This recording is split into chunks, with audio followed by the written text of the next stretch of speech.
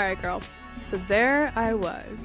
We were working on this album with this artist. Everything is going so well. I mean, we're working on getting a copyright. The music is amazing. The lyrics are great. She's saying she owns everything, and we're in the process of getting this copyright. This album seems like it's gonna, do really well. Yeah. And then she tells me that she had a ghostwriter write the entire album. And that's what it's like to be an entertainment law attorney. That's the worst. I know. But welcome, y'all. Welcome to the Creative Workshop Series with Humane Studios. I'm Sarah, and this is... I'm Harneet. So let me tell you a little bit about myself. I was born and raised in the Midwest, but I have been a little artist since I was a girl. I mean, I started playing instruments, when I was in like 3rd or 4th grade. And I've always loved music. I've always loved performing. I did theater, I did choir, I did stand-up. I've always really... You've done everything. Not everything. I've always loved performing. And then when I got to undergrad, I was actually working with artists and working on contracts. And I realized I really liked the other side of the entertainment law and the entertainment industry. Yeah. And that's kind of what inspired me to go to law school, where I got to work with more artists and got to learn more about copyright, trademark, work with clinics, work with more artists. And now I love advocating for content creators and artists. And that's just a little bit about me. Tell us about you, though. Oh, okay. Like you, I also grew up playing a lot of instruments. All sorts of arts and crafts, and anything you can think of, I have probably done. I'm like known to have pretty much a Michael's craft store in my apartment. This is actually true, y'all. If you were to walk into Sarah's apartment, you would find everything. There's a station where she has her piano and a guitar. She has her sewing studio where it's just like there's a machine and a kit. She has her little table with her canvases and like paints and everything. It's truly like if you are an artist, going to Sarah's apartment is a dream come true. Yeah, it's fun. So, it is. It's a good time. Always come through for that. So I've been an artist this whole time and creative in any field. I just love creating in general. But what I always say is that like I'm a fangirl. Like that is what I'm known for. Like everyone who has seen me grow up, like I used to be, still am a huge One Direction fan, and like that was my identity. And like as I've grown up, I'm still a fan, like ride or die. Like I pick people that I really believe in, and I see it through no matter what. We love that. So I also really want to go to law school too. That was like my dream, was like I want to be a lawyer, I want to do this, I want to help people and advocate.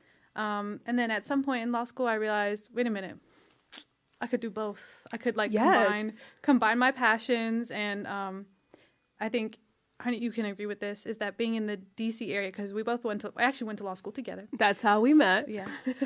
Being in law school in the DC area, there's not really any entertainment law focus. Like, it's not a priority. It's there, but everyone there is like, they want to be the next president. So. Yeah, it's all government or consulting or lobbying or antitrust, all great forms of law, all great forms. Yeah. But not the things that was really speaking to our soul or, our childhood. So, I at some point I was like, you know what, I'll take an entertainment law class. And that's actually how we met, was an entertainment law class. And we both loved it. And we would spend like hours after just talking like nonsense about pop culture and the cases and how things should have been ruled and how things should be ruled in the future. Yeah. And then here we are now. Yeah. And we're kind of, I won't call you a geek, but I'm definitely a geek. I remember I went to when the trademark case was being heard at the Supreme Court, I woke up at like 4 a.m., I think, or 5 a.m. to go get tickets to be able to see the case in real life. See, that's different, man. But that's the passion that you work with. Yeah, and that's a passion that we bring to our clients and, just to anyone that's an artist and that wants to learn more about the entertainment industry, which, honestly, what even is entertainment law? That's a great question. I feel like everyone always asks me that. Like, whenever I'm like, oh, yeah, I'm an attorney. And they're like, what do you do? Oh, entertainment law. And they're like, what does that even mean? Like, hanging out with celebrities and stuff. And I'm like, I wish it was that fun. It's not. What do you mean? Fun. You don't hang out with Snoop Dogg every single day? That's not what you do? No, but that would be like dream rotation there. You know what I mean? Like, I think that would be fun. But no, it's actually, entertainment law is really, really broad. It is the main things you think of like law that deals with books, TV, movies, even like the sports, basics. you know, and like sports that comes into sports entertainment is law. included in entertainment law. Yeah, or like dance also comes into Dancing, entertainment law. Basically, modeling. I mean, if you've ever posted a picture on social media, congratulations, you probably fall somewhere in the entertainment law realm where we could help if you needed the help. So like content creation now, like the ways that we create are so different. Like it's just expanded. Like TikTok, use Canva, use anything. AI too. I hate to say it, but that also is in our realm. We'll talk about that a little bit later. That's a later problem. But yeah, entertainment law, it's like we deal with contracts. We deal with everything, all sorts of things. Like these days, I'm dealing with a lot of things I never thought I would. Yeah. Tell us more. Like, what is it that an entertainment law lawyer does on a day-to-day? Like, what type of issues are you looking at?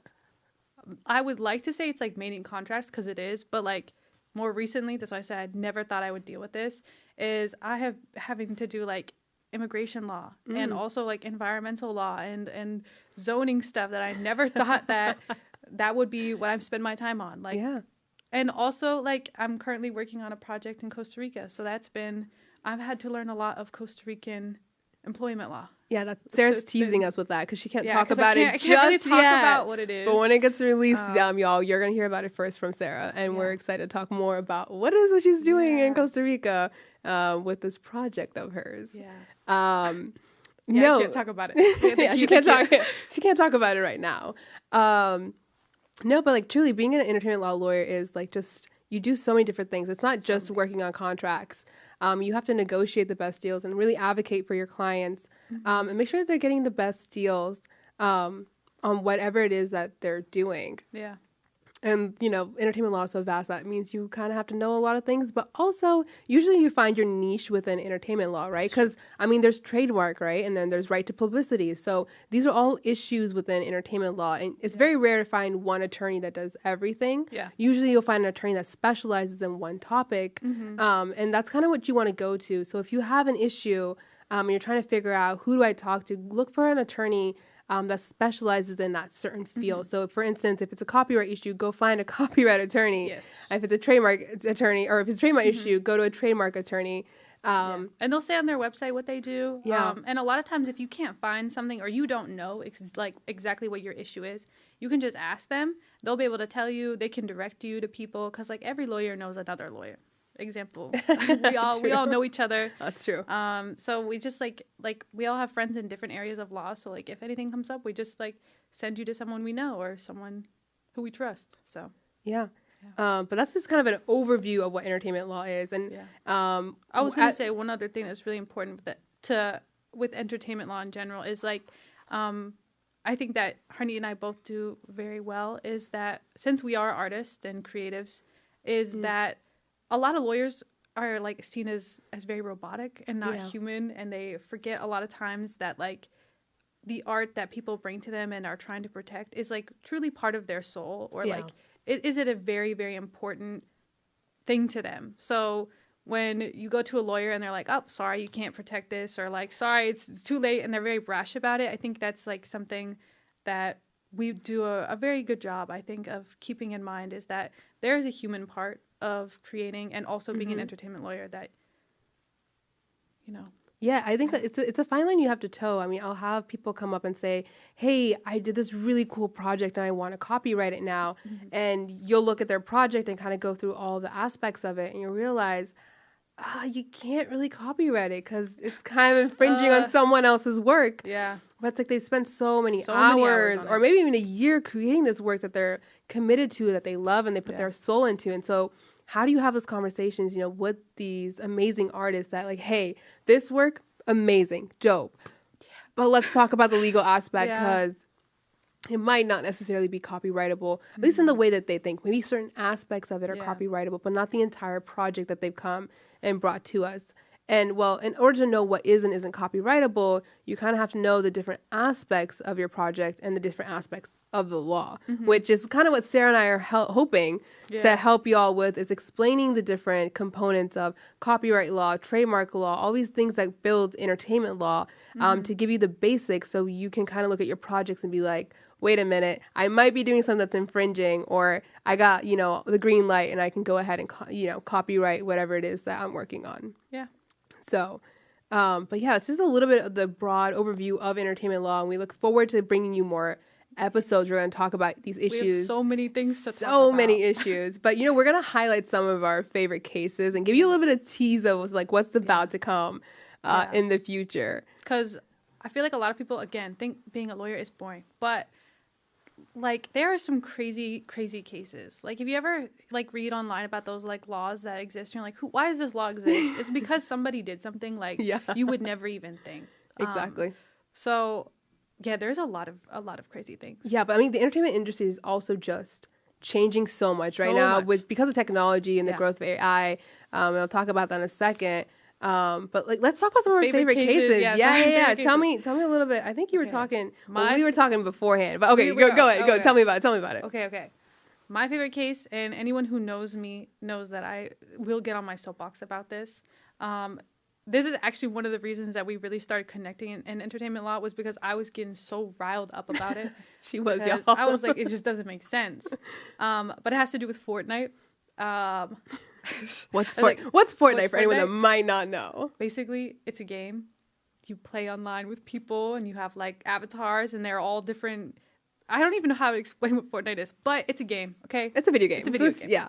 But the case deals with a choreographer who had this like amazing dance that he put on YouTube, and he's a very well-known, famous choreographer. He choreographs for like really big names, and he's always like on tour with different people. So I'm saying he's a big name, well-known. Mm-hmm. And one of his dances that he put on YouTube that he choreographed himself somehow ended up on Fortnite as a like emote. So you can like basically make your character. Can you show us which one it is? Can you give us a little sample? Come on. Is it this one or like the? I don't even know, y'all. No, but actually there's been several cases that have involved Fortnite or games that like do this similarly, like the Backpack Kid with the flossing. Yeah, everyone knows everyone knows that dance. Come on now. So there's been a couple cases, but his is probably the most prominent, because I think it's one of the most well-known ones. Okay. And he's been fighting, which I personally respect. But essentially, his choreography ended up in the game, and Fortnite sells little snippets of essentially his choreography that you can buy. Mm-hmm. But who's getting the money from the choreography?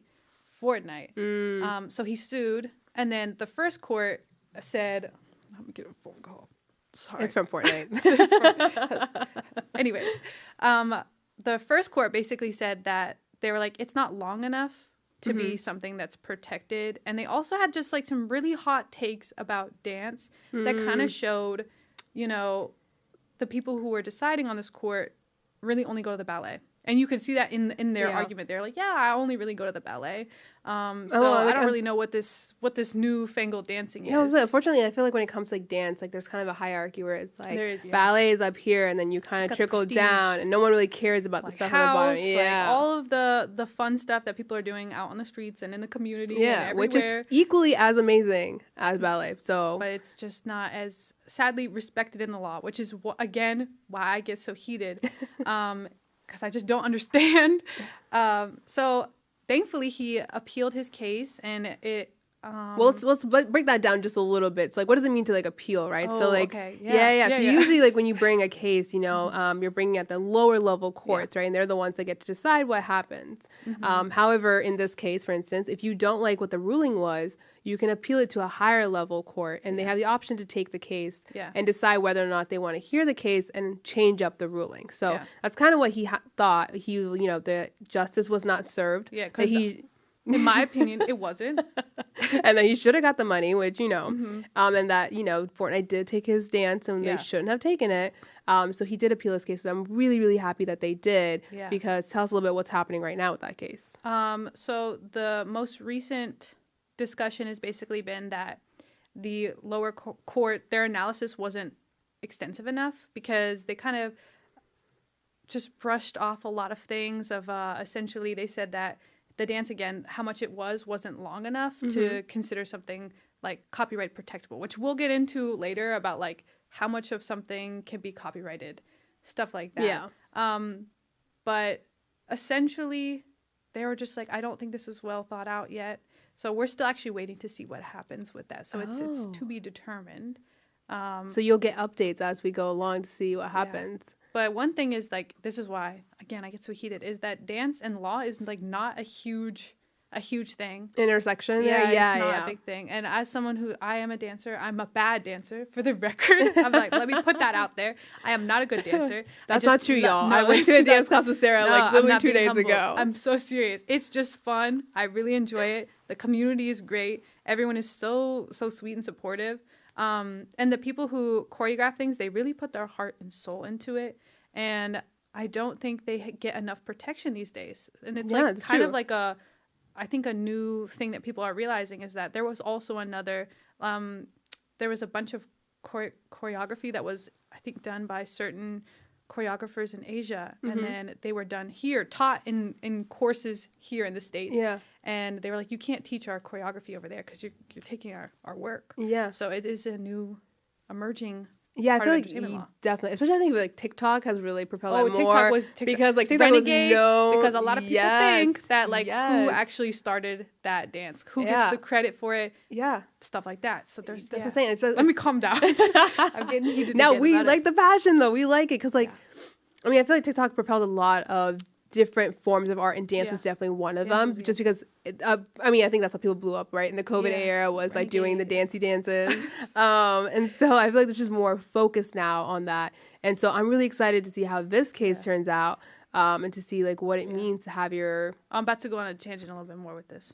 Okay. Okay. All right. I'll give All right. I'll give you a little bit more Give me a time little on this. Okay, so this is another reason I got really upset. It's like if you know K-pop. Sorry. If you know K-pop, you know that the dances are very iconic. Like every single dance, like if I did the dance, for example, right now, like of this. Whoa. Is that copyrighted? You know, we're on film. That's for later.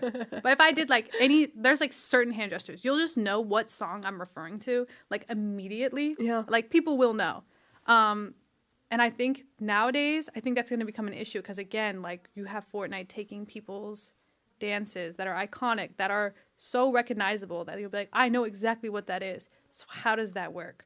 And I really cannot wait to see where this goes. Yeah, this is where you see the geek in us. You see how like our eyes are lighting up, and we're very, like, very excited to be like, what happens here? The concept of trademarking a signature dance move is something I could go on about forever. And we will in a later podcast when a decision comes out. You're going to hear about it and the hot takes that come from it, depending on what the ruling is. Yeah. Well, okay, your favorite case now. Now I'm done. Your favorite case. I don't know if I have like a singular favorite case, but I think like my favorite topic right now is definitely AI and the intersection with the entertainment industry and the laws that come with it. I think we've all seen it and heard about it. There's a lot going on there. And I just find it so fascinating, right? Because like our court has ruled now that something that is completely made by AI is not copyrightable, right? Yeah. But it's a sliding scale, right? Because on what this does that end, mean, though? Huh? Like, what does that mean? Like, sliding scale. So, like, on this end, you have, like, a human, right, that did everything themselves. You're thinking about the canvas, painted it themselves with their fingers, finger painted a beautiful, beautiful picture, right? Then on this side, you have AI that somehow created a work all by itself, no human input, right? Yeah. This is copyrightable. This is not copyrightable. But now you have all this in between. And there's no laws or definitions yet as to where on the sliding scale are we letting people get away with using AI and copywriting that work, right? And it does actually, to be fair, this does actually bring up one of my favorite cases, which is the monkey case. This was a good one. I love this one. This is a really good copyright case, y'all. Which you're definitely gonna need to know, and we'll talk about these concepts a little bit later. Because it builds. They're all relevant. Yeah, relevant. Because like the whole reason, right? So like a little bit of background here is like, why can't we copyright something that is purely AI, right? Yeah. It's because there has to be human input in order for something to be copyrightable. So like, I'm sure y'all have seen the picture, but there's a monkey that was out in the forest that got. His name is Naruto. By the way. This monkey's name is Naruto. It is. And he stole a camera from a photographer, turned it around perfectly, and like basically took the cutest selfie ever. And the photographer took that picture and, sold it to magazines and started distributing it. I mean, it was a phenomenal picture, right? It's a good picture. Yeah, and he was making money from it and everything. I was glammed up in it. Yeah. And then, clearly the monkey can't sue because it's a monkey. Yeah. But you know who sued on the monkey's behalf? PETA. Yeah. Yeah. So Pete does it on behalf of the monkey. Which I appreciate. I'm like, somebody's, you know. Someone's standing up for the monkey, you know? The monkey took that picture. So get his rights. Give the monkey his rights. Seriously. But basically, I mean, they settled the case before a decision was ever made. Yeah. But so explain that really fast, because I think a lot of times people don't know what that means exactly. yeah. So, I mean, for something to be case law, right, and for other courts to listen to it, right, a case has to be decided by the judges. To be decided. Yeah. And so in this case, before a decision was made, they settled the case, and a lot of the proceeds from the monkey picture were given to a charity. But the underlying premise here was, even though we didn't get a decision, was that the monkey was the one that took the picture and not a person, right? The person had no. He just had the camera stolen from him. Yeah, that's the only exactly. thing And so it's like, you can't own that picture. Yeah. And he's like, well, it's my camera, but like that doesn't necessarily mean Yeah. that you took the picture. Now you get to say that monkey picture is yours. So yeah, that's a fun case. Y'all should look it up. And if you don't know the monkey, it's a cute picture. It's a cute picture. Definitely look it up. But basically they said It has to be a human, but human. yes. Which brings us back to this whole dialogue of AI, Yeah. right? It's like why we can't then copyright things that are made purely by AI. But then that leaves that gray area of like, all right, well, what if I like put a prompt into AI and I'm like, give me this painting, and you write a really great prompt, it's you know? long, it's an essay. It's an essay that you are putting in there, and then it gives you a Yeah. picture. Well, is that copyrightable, right? Because you're the one as the Where human. you're like, put the blue in this left corner, Yeah. the red in this left right corner, or whatever. You know what I mean? Like, Exactly. So it's like when you're the one that's like instructing AI what to do, then are you not the artist and AI simply a tool, like many other tools that artists use to create their pieces of work? yeah. And so I'm really passionate about this, and just Yeah. like, where is this gray Where are we gonna area? go? Like, where are we going to draw the line? And I think just it's going to continue to change so Yeah. much. And there's just so many underlying concepts of copyright law in these cases, and publicity law, Yeah. and trademark law, All sorts, everything. which we're going to talk more about in each episode and how it kind of breaks down. And one of the concepts that we'll talk about is fair use, which I'm going to jump ahead just a little bit because I know we haven't talked about copyright and the elements of copyright, but let me talk a little bit about fair use. Okay. And then when we get to fair use, you'll be like, oh, she did talk about that case and how it applies with AI. But you know, like fair use is the argument that it's okay to take someone's work because you're using it for a different purpose, right? It's more of a defense. Yeah, it's a defense. Yeah. And so a lot of people who are creating these AI models are saying it's fair use to go ahead and take all this copyrighted work because they're training these AI models to create these outputs. But like, write that down for write that down for me. Break it down a little bit? Yeah. Okay. We'll break it down just a little bit for Yeah. you. So like, let's say you want to create an AI model that writes books, right? Yeah.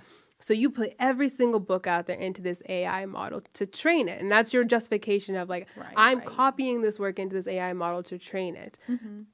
And the AI model is learning from it, and then it's producing these books, right? Now you have two issues, right? First, you put everything into this AI model, which you're calling fair use, but you're also producing something out of it, right? Yeah. And it's like, is that original work, or is it taking from these books? Like, how do we know it's not just copying and pasting certain lines when you're creating these books, right? Like, how do we know how much, what components it's taking from certain books? Or like, if your prompt to this new AI model that you created is like, write me a book that's similar to Harry Potter, but it takes so much of the themes and the lines from Harry Potter itself and it's in this book.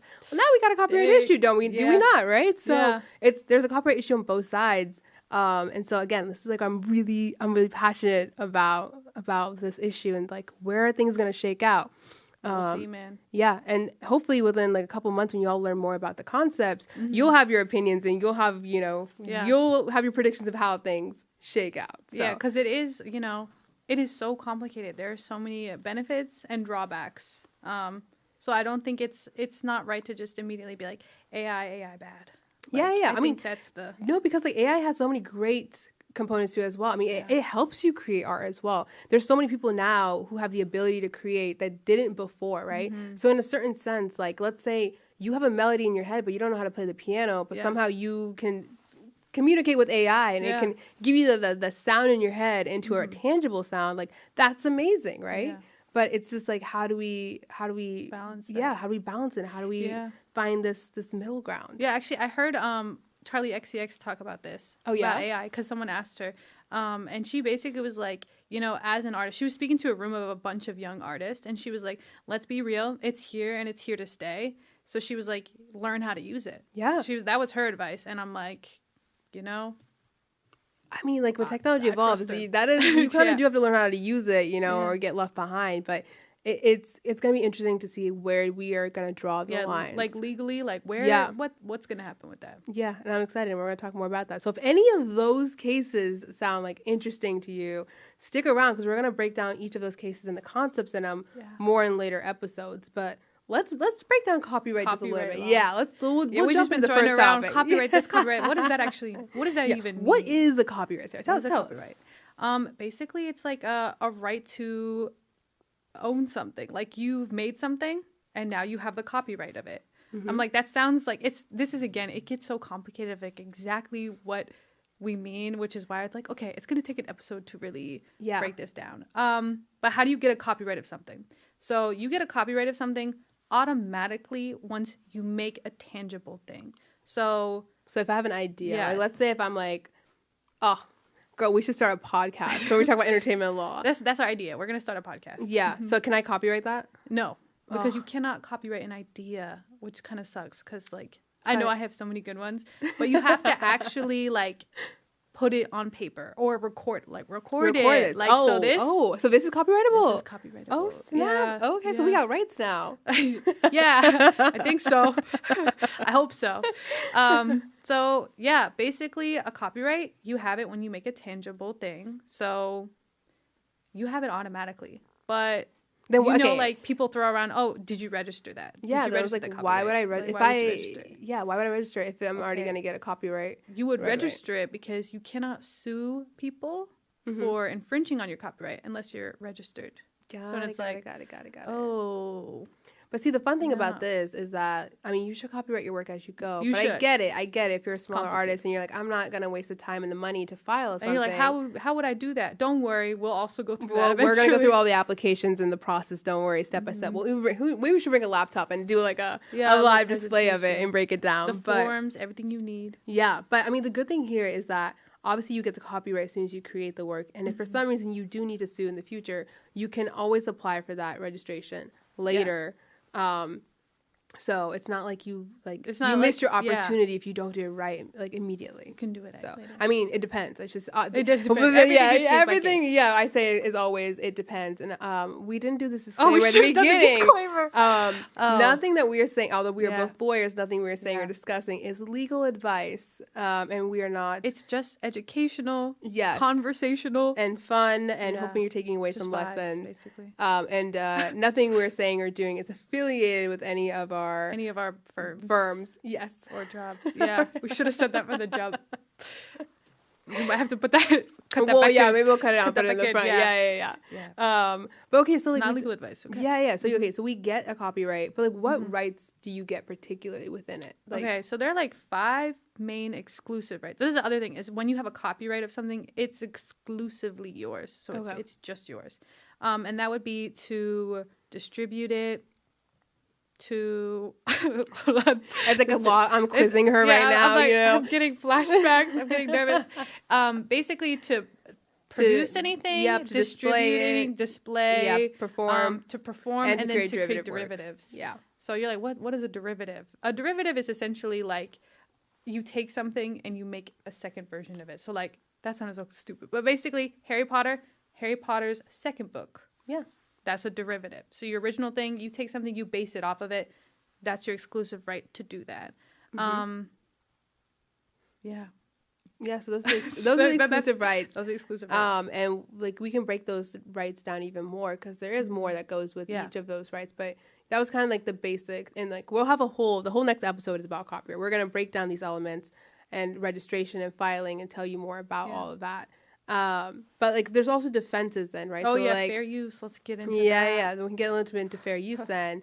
Where, so for instance, like, you know, we just talked about, you have these 5 exclusive rights where if something is yours, only you can do those 5 things with Yeah. your artwork, right? Mm-hmm. But someone might come along and be like, that's a pretty nifty piece of work, Like, and I yeah. kind of want to use it for Yeah. certain things. It's tempting. It is, It's right? tempting. There's a lot of great artists out there, and you're like, man, why did I think of that or Yeah. do that? You know, you kind of want to steal. You feel a little inspired. No, not steal. Not Inspired. steal, of course not. Of course not. Never That's steal. crazy. We don't endorse that. We do don't not. endorse We do that. not. We endorse creativity. But people will try to come along and be like, well, we're going to take this work and transform it to make it into something that's Right. our work, you know? Right. And if you know anything about copyright, transform is a keyword in that keyword there. sentence. Yeah. Nice. But like, I think and then that's when people bring up the defense of fair Fair use, use. which is I can use your work and it was fair for me to use it. Mm-hmm. And the courts have given us a couple of scenarios when fair use is okay. For instance, Mm-hmm. a parody. If you want to create a parody where you're mocking the work or the artist and you know all that, that's acceptable. But I think a lot of people don't understand what a parody is. You don't get a parody just because you like took it and changed the lyrics and you're like, haha, hee hee. So you mean if I take like Jingle Bells and you change the lyrics and make it a summer song, that's not a parody? No, not really.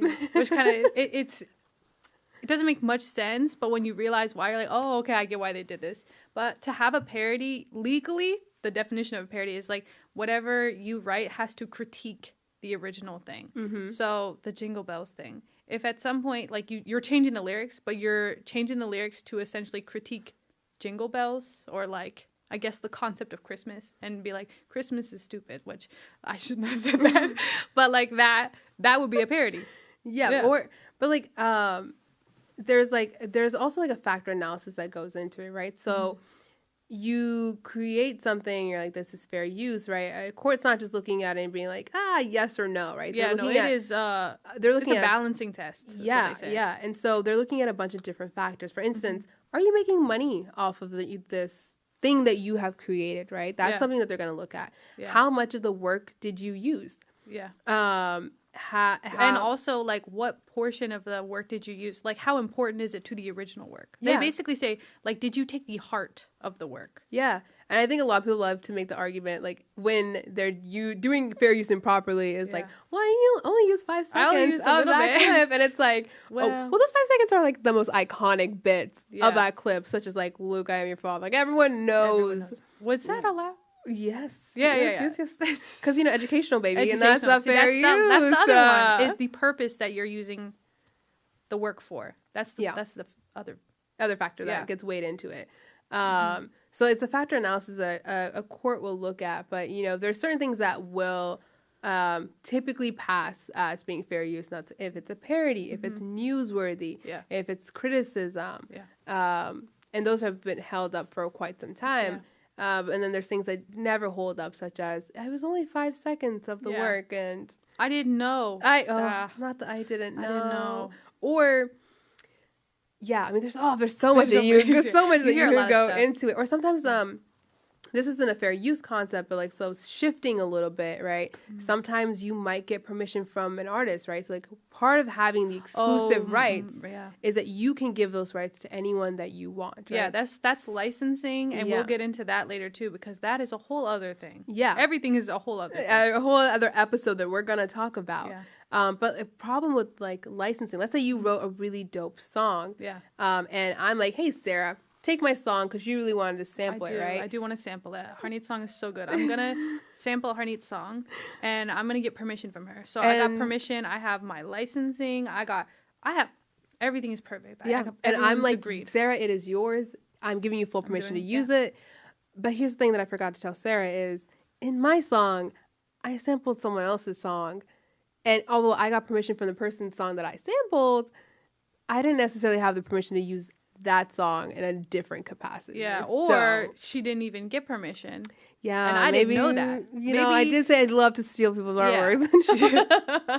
She did. No, I'm just kidding.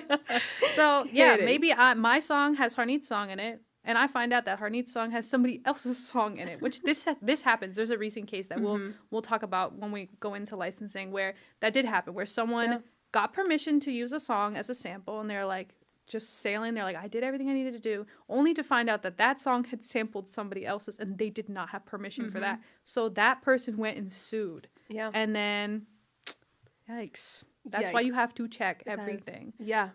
Which is, And this is why you have lawyers. lawyers. That's why you have lawyers. Who do some of this background checking for you to make sure that you don't fall into these pits and traps, because it's really easy to infringe on someone's work. It's crazy. And you can't just be crazy like, I'm easy. sorry, I didn't know. Yeah, Which that sucks. It does suck, but it's like that's Yeah. not a defense for you. Yikes.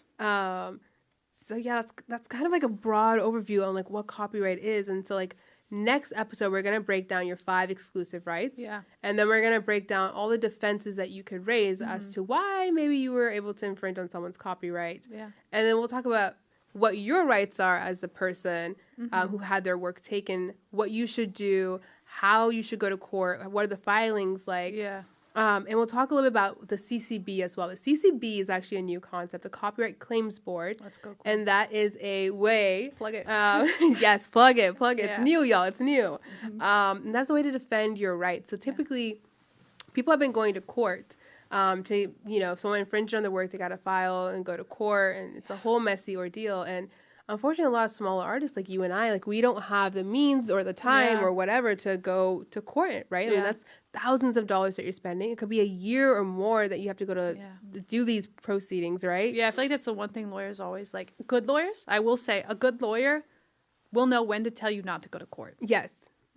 If your lawyer immediately is like, let's go to court, That's not a good lawyer. You should be a little worried. You should never want to litigate. Yeah. Or go to court. That is like truly option Z. Like you Yeah, have that's run the through last A thing. through X. Let's and, like, start with strongly worded emails, a little conversation, a little face to face. Court Yes. should be the last place you want to Yes. And we'll tell you a little bit more why when we give you our quick tips at the end. But dang, what was I just talking about? The copyright CCB. board. Yeah. Sorry. So the Copyright Claims Board is amazing because it was really meant for smaller artists, right? So it's a way for you. It's a really easy filing. You go on their website, and they have everything broken down, right? It's like a one-pager that you fill out and you submit to the Copyright Claims Board. And you say, hey, someone has infringed on my work and XYZ. Here's the evidence. Like, I would like this matter resolved. Yeah. And it's faster than going to court, right? Hell yeah. There's only 3 people. There's 3 people that sit on the board or the 3 people on the bench that will make the decision of like whether or not there was infringement or not. But it's faster, it's cheaper, and there's not a lot of legalese. I mean, yes, you have to know some concepts, and we'll talk about those. Yeah. But the website itself has a dictionary where it breaks down every single concept of copyright, so that when you're making the filing, it's pretty easy for you to understand what to do and what not to do. And there's not a lot of lawyers get caught up in discovery. If y'all don't know what discovery is, I'm in litigation, y'all. So this is what I do on a daily. But discovery is when you're basically asking the other side to be like, hey, give me this document. Give me this answer email. this question. Hey, give me this email. And It's discovery like just back and forth. lasts years to just go back and forth and be like, give me this, give me that. And they're like, oh, I don't have it anymore. And then you're like, yes, you do. Yes, you do. And then you have to hire someone to go find that and be like, you did have the document. Oh, sorry, I didn't realize it was under that desk. Yeah. Or they'll do the opposite. You'd be like a million documents and be like, Oh, yeah, good have luck fun. finding Good it. luck finding that one piece that you need. Yeah. But the Copyright Claims Board, like, they have limited discovery, right? So you're only allowed to ask for certain things. And it's very clean cut. Like, here's what you can ask that's for. so Here's nice. what you can get. So you're not bogged down by years of discovery and all the things that come at you with discovery, which helps you in defending your work, right? Because you file it, and within a couple of months, you'll hear from someone, and they'll first try to sit down, and they'll mediate between you and the person that was infringing. That's nice. Yeah, and try to mediate that conversation and help you figure it out. And if that doesn't really work out, then you'll go on to a trial, which is really just jumping on a Zoom call and being like, hey, here's the situation, here's what happened. Yeah. And then they'll make a decision, and boom, you're done just like that. There are some downsides to CCB as well, which we'll get more into when we talk about what you should choose to do, what avenue you should take when trying to protect your rights. But yeah, so That was good. thanks. That's good. But like now I'm like very jazzed. I'm like, I Yes, kind of want to tell let's everyone talk more about about the the CCB and like. I think we'll get there because I'm like, we had to go through everything first because I feel Yeah, like we want to like- explain exactly how it to all file a copyright in How the to first file, place. yeah. Yeah. And like which one? Did you know like there's multiple Multiple. forms? Yeah. Yeah, you have to know which form to file. That was actually one of my favorite cases. I kid you not, y'all. It took a year to figure out what form to file because this artist, her like the art piece was amazing, absolutely amazing, but it didn't fit any of the forms. So we had to get creative. And You filed 2 forms. Yeah, no. Oh. We did some magical maneuvering to. I think we kind of created our own form. If I'm being completely honest. We were like, it's this X form, and we did a little but that's probably like, to fit into it. Not that common. No, it's very rare. It's very, very rare. Usually it's pretty straightforward which form you're going to fill out. Okay. But sometimes you have to do a little bit of gymnastics and figure out which form you can squeeze yourself into. And that's what lawyers are for. That is what lawyers are for. But no, so we'll talk more about like the forms and then everything that we talked about so far today. So like if any of this is entertaining to you, or you're just like, this is very helpful, I have an art piece and I need to know how to copyright it. Or maybe you're like, I just want to trademark something. We're going to get into trademark law too. Questions of anything. Yeah, or write a publicity, right? If you're like, hey, I recorded something on this AI robot bot thing and now it has my voice. Yeah, and now I see an ad of myself on Instagram and I'm promoting something I've never bought before. Like, what do I do? Like, we're going to go through that? all of it. And this series that we're really, really excited to put on and hopefully it helps artists. The creatives in the area. Yeah. Should we talk about some quick tips? So we'll leave you with our quick tips. Yeah, okay. You go first. You want me to go first? Okay, okay. Always read your contracts and put things in writing, y'all. Like, it's so important. It's so important. Like, and even when you're working with friends, right? So I'll give you a little story, a little personal story. Oh, no. It has nothing to do with me, luckily. Well, I mean, yeah, it has to do with my friend. It has to do with, and it's personal. Yeah. So one of my friends and his buddy wrote a song, and they've been writing music for so long. I mean, like, as far as I can remember, right? And one of their songs took off. Like, I mean, it did amazing. Like, millions of views. You're hearing it everywhere. Like, the song is like making money. Yeah, but am I gonna say it? No. Okay. Noted. Like, the song is making money. And when the song started making money, that's when the problem started between the two friends because they didn't have anything written down as to what would happen with their music. That's the worst. I know. So the guy, one of them, the buddy, it's like not my friend, but his buddy was basically like, it's my song. Oh. Like, my name's on it, my voice is on it. Oh no. I'm the one in the music. It's my song. And the buddy was like, it was a joint joint weren't effort. we writing it together? Exactly. And you know, there was the option of going and litigating this case and finding lawyers and all that, but you know, that's pricey. It's and take him to court. Yeah, but so my buddy was like, it's gonna take forever, like years, like literally literally years. Sometimes it does. Sometimes. And it was just gonna be really pricey. And so buddy was like, I'm just gonna try to settle this guy. Yeah, take the L and try to settle this. And so I think he like walked away with a couple of $1,000 or something like that when the song was making money. That's rough.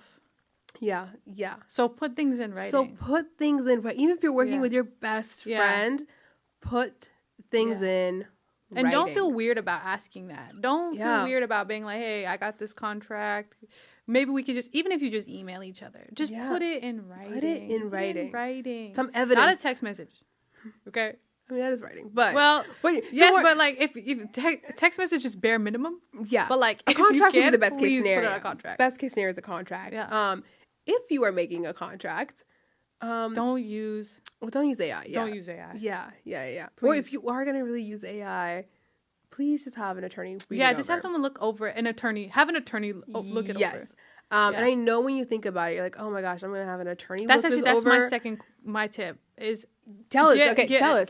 Tell us. I know that it sounds like it might seem too much. If you're like a smaller artist or like someone who's just making stuff at their house, like put it on Etsy, just have somebody you can go to that works in entertainment law or works at like who can answer questions and can help with things, because at the end of the day, it's gonna be so much worse if like your stuff blows up because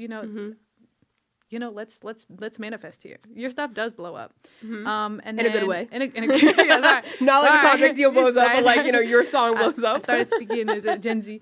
Your stuff goes viral. You're doing well, And then, you know, sadly, people come and take advantage of that. Or there's some sort of issue where you end up being like, do I need to go to court?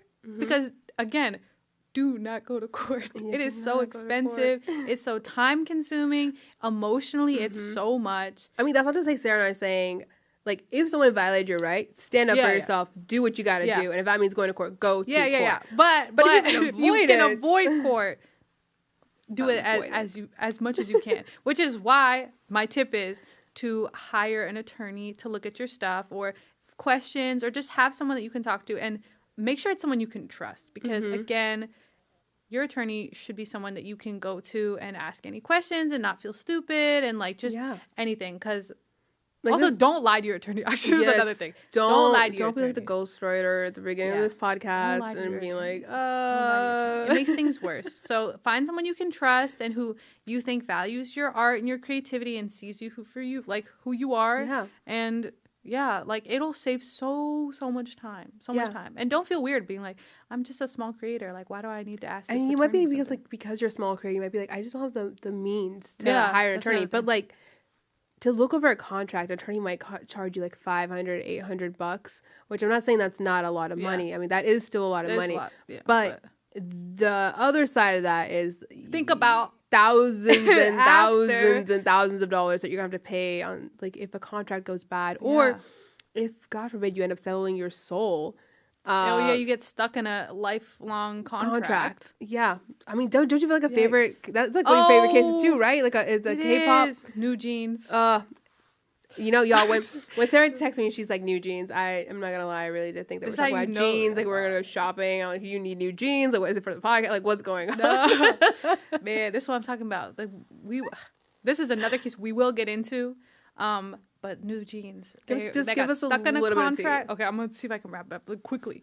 Basically, they were stuck in a contract. They tried to get out of the contract because they wanted to do their own music on their own, because they felt like there was just bad energy between them and the label and like a manager who was involved. And then the court was like, "Oh, sorry, you're gonna have to stay in this contract, and you're gonna have to." It was till like 2029. Basically, they had schedules till 2029. Mind you, these girls are young. They're like 15 or something. Oh my gosh. And they're supposed to be like the next BTS. So if you're into K-pop, you know this group, okay? You know them. You know the tragedy of what this is that they went to court, and now there's like chances of them getting blacklisted and stuff like that, because it just doesn't go well to fight your label in this industry in general.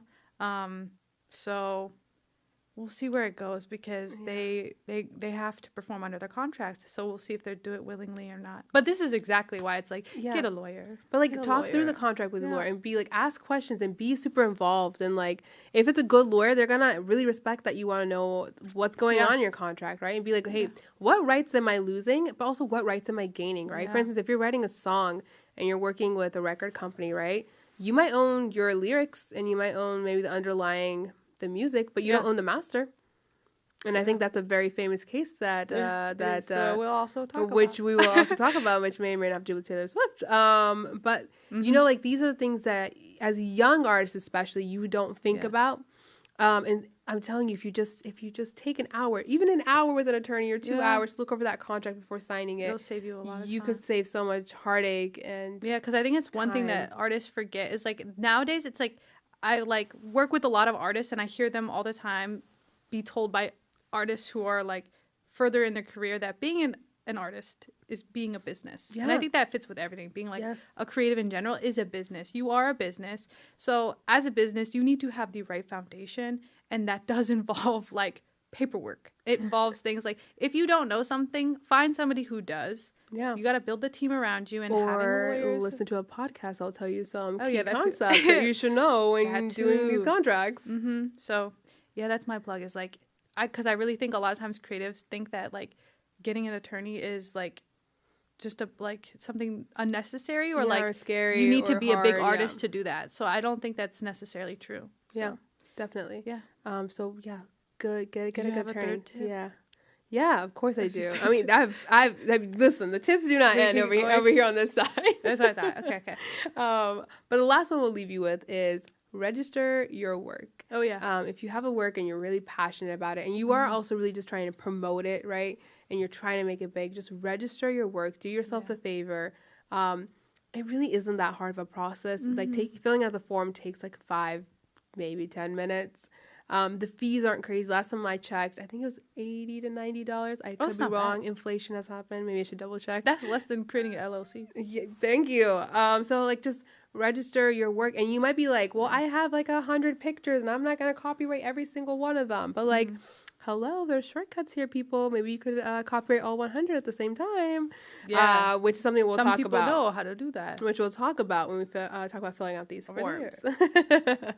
But if you can't wait until that episode where we talk about the different forms, how to fill them out, and you're like, I got to get this song out now, and I want to make it big, and I'm going to promote it, register that song and register your work. So, yeah. But those are 3 little tips that we have for you. Yeah, because we could go on for hours and hours about copyright and yeah. If you want to talk about any niche issue, like, let us know. Oh yeah. We're open to taking. I guess we could adjust what we're gonna talk about. It's not like we don't already have the first 10 episodes written. Yeah. Right. No, but like if you have questions, let us know or get in touch. Yeah, get in touch, and we'd love to answer them. Love to bring on other guests and other professionals. Yeah, we have actually some cool really cool people that we might be bringing on to talk more about some of these issues and maybe some of the problems that they went through, what they learned as artists, and what they wish they would have done differently. So, but this is all stuff that's to come up, and we'll talk about more fun cases. But for now, I'm Harneet. Oh, I'm Sarah. And that's it for this is the Creative Workshop series. Yeah. So we'll see y'all next time. Yeah. Hi, y'all. Welcome to the podcast. Everything you're about to hear today is not legal advice. It's just for fun. It's just meant to be educational. Also, myself and Sarah, nothing that we say or do is affiliated with our law firms. This is just something we're doing for fun to help out artists. So enjoy.